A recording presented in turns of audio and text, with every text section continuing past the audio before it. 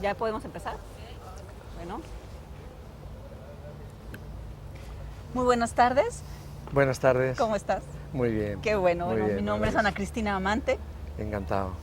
Mucho gusto. Trabajo aquí en el ITESO, en el Departamento de Educación y Valores, y voy a tener el gusto, el honor enorme de conversar contigo un ratito. El gusto es mío y el honor también. Ay, Sí, qué lindo, gracias. Muy bien. Bueno, pues un poco contarte lo que me pasó cuando me enteré que iba a tener el gusto de platicar contigo. Pues me puse a documentarme, lógicamente, ¿verdad? Pues yo ya he leído algo tuyo, pero no tanto como para poder conversar rico.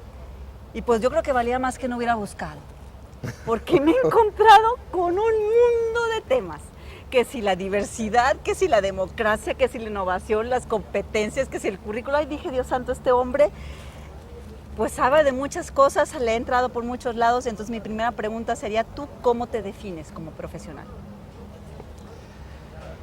Pues la verdad es que sí, que no nos queda más remedio que en el campo educativo abarcar muchos temas, porque todos están influyendo.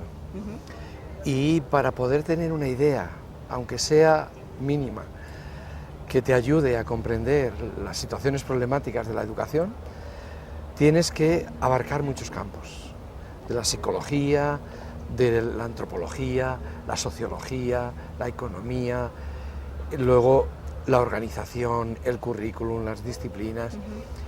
Pero esa es la grandeza y al mismo tiempo la miseria de nuestra profesión, que es tan compleja como el ser humano, porque nosotros nos dedicamos a intentar ayudar al crecimiento del ser humano. Entonces, toda la complejidad que hay en un ser humano, tenemos nosotros que abarcarla. Y claro, cuanto más conozcas de este mundo tan complejo, más puedes intentar ayudar.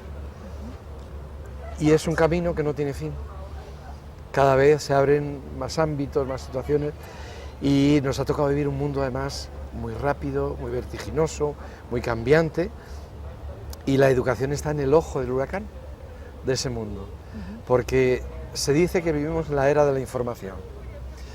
Pues bien, con la información es con la que trabaja la educación, haciendo o intentando ayudar a que las nuevas generaciones de ciudadanos sean capaces de encontrar sentido a un mundo saturado de información y rodeado de incertidumbre. ¿Qué hacer? Pues... Ay, sí, ese es el asunto. Claro, ¿qué hacer? Pues ir caminando continuamente, encontrando nuevas vías de comprensión y de actuación. Hacer que los seres humanos ahora, los nuevos ciudadanos, sean capaces de aprender a lo largo de toda la vida. No se puede decir como una época era así, ¿no?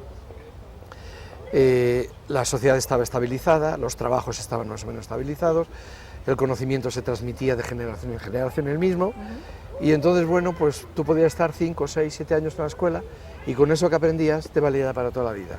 No, ahora no.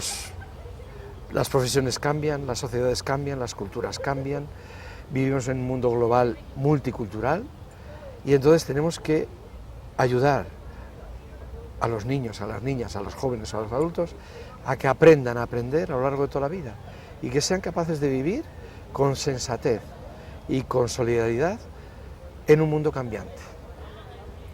Pues sí, se oye muy sencillo, te escucho y digo, pues sí, tiene toda la razón. Pero fíjate, nuestro país tiene un problema muy fuerte, no muchos problemas, pero hablamos de educación. Tenemos un fuerte rezago educativo, tenemos problemas tan simples o de cosas tan básicas como comprensión lectora y que la mayoría de nuestros niños no lo entienden, y no solo nuestros niños, o sea, tampoco los jóvenes, aún en la universidad los jóvenes leen y no comprenden lo que leen. No tienen lectura comprensiva. Sí. Y hablamos de matemáticas y pues con trabajo si saben multiplicar y dividir, y si hablamos de cosas más complejas pues no las entienden. Entonces yo, otra de las preguntas que me hago es, ¿qué hacer? ¿Por dónde empezar en un país como el nuestro, un país en vías de desarrollo, que a mí ya me da risa decirlo porque desde que me acuerdo está en vías de desarrollo y no ha logrado todavía dar el paso? ¿Cómo tenemos por dónde tenemos que empezar, no? Mira, yo creo que no solo aquí en México, que yo conozco muy poco, y hablo fundamentalmente de lo territorio y el contexto que conozco, que es España y Europa. Pero yo creo que es un problema universal. Es en España, en Europa, aquí en México, etc. Y es el desfase que se está produciendo entre la escasa evolución que ha habido en la escuela y la enorme evolución y rápida que ha habido en la sociedad.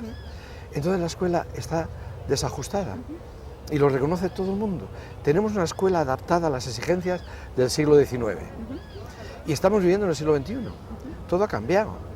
Ha cambiado los hospitales, las profesiones, la industria, la sociedad, la comunicación, las relaciones humanas, todo menos la escuela. La escuela es una sociedad, se dice que si alguien se hubiera hibernado a finales del siglo XIX o a primeros del siglo XX y ahora despertara, para no volverse loco, se iría a la escuela, porque es un territorio y un contexto que conoce. Y ese reto lo tenemos todos los países. La escuela ha de cambiar sustancialmente para adaptarse a las exigencias y a los retos del siglo XXI. ¿Cuáles son esos retos? A mí me parece que el reto fundamental es ayudar a los niños a convertir la información en conocimiento. En otras épocas, la escuela cumplió una función muy interesante, que es extender la información que había, entregársela a todo el mundo. Que no la tuvieran solo unos pocos, sino que la tuvieran todos, independientemente del origen social, cultural, de raza, de género, que la información llegara a todo el mundo.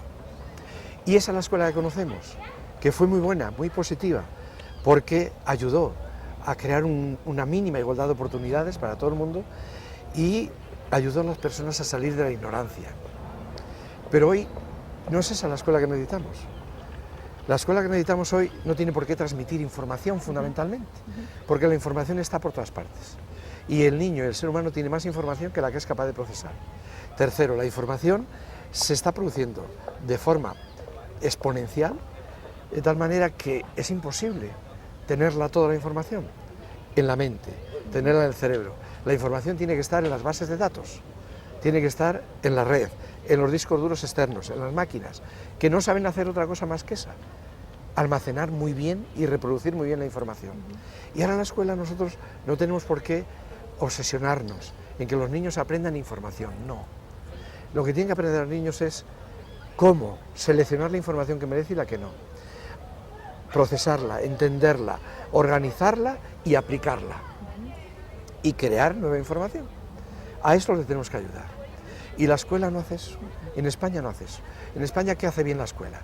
Lo que hace bien la escuela es que el niño aprenda a reproducir información. ¿Todavía? Sí. ¿Cuáles son los ríos de España? Pum, pum, pum, pum, pum. ¿Cuáles son las obras de Lope de Vega? Pum, pum, pum, pum. No, ¿para qué? Lo importante es qué hace el niño con esa información. Por tanto, yo creo que ahora a la escuela se le exige un nivel más. Ya no es el nivel de reproducir información, es el nivel de organizar la información para crear modelos mentales, mapas mentales, que les ayuden a los ciudadanos a poder moverse en el territorio complejo, social, físico, político, en el que nos estamos moviendo. Sí, pues la educación tendría que estar pensada para comprender el mundo, que también ya hay mucha gente que ha hablado de eso. El asunto es cómo hacerle. Tenemos ya mucho tiempo buscando formas. Yo aparte de trabajar aquí en ITESO, también he trabajado en los colegios durante 25 años como directora de Escuela de Educación Básica y ha sido de verdad una lucha continua tratar de modificar las prácticas docentes en el aula para provocar o para buscar que los niños piensen de manera diferente, ¿no? Entonces empezamos a trabajar con el asunto del constructivismo, que es las habilidades del pensamiento, de repente salen las competencias y yo dije, caray, pues si apenas están entendiendo lo que es una habilidad del pensamiento y apenas le están tratando de hacer ajustes a sus estilos de enseñanza cuando ya damos el brinco para otro lado y pues cómo le vamos a hacer ahora, ¿no? Pero ¿qué ha ocurrido? Que en la sociedad en general y sobre todo en todos los países existe la conciencia de ese desajuste de la escuela y de esa insatisfacción. Y entonces se empieza a analizar por qué. Y tiene que ver con lo que antes decíamos. Porque el conocimiento, o mejor, la información que se trabaja en la escuela, no provoca desarrollo personal en el niño. Entonces, lo que el niño y el adulto al final incorporan a su personalidad y que les define su manera de pensar, su manera de sentir y su manera de actuar, no es la información disciplinar que aprenden en la escuela. Entonces, ¿qué hacemos? Entonces se define. La escuela tiene muchas dificultades en formar un pensamiento aplicado, un pensamiento crítico, un pensamiento creativo, y tiene muchas dificultades para también ayudar a los niños a formar educativamente sus emociones, sus sentimientos. Bueno, entonces, ¿qué hace la escuela? ¿Qué es lo que hace bien la escuela? Formar el conocimiento reproductivo, la repetición. Y eso que ya hoy no día sirve. no sirve. Entonces todos los países, los de la OCDE, se plantearon, quizás motivados porque el capital humano que se estaba formando no les servía a las empresas. Y las empresas ahora necesitan personas mucho más creativas, mucho más comprensivas, mucho más inteligentes y mucho más imaginativas. Quizás por ahí la OCDE empieza a plantear algo distinto. Y bueno, luego también por otras razones. El mundo social, el mundo político, el mundo cultural es complejo. Y necesitamos personas que sean capaces de comprender la complejidad. Ciudadanos que seamos capaces de respetarnos a nosotros mismos, entender las diferencias, respetar las diferencias, etc. Y entonces se dice, bueno, lo que tenemos que intentar trabajar en la escuela es aquello que influye en la personalidad de los nuevos ciudadanos, en la personalidad de los ciudadanos. ¿Y qué es lo que influye? Pues influyen esos aspectos que estaban olvidados, que es las emociones, los sentimientos, los conocimientos, evidentemente, las habilidades y las actitudes. Pero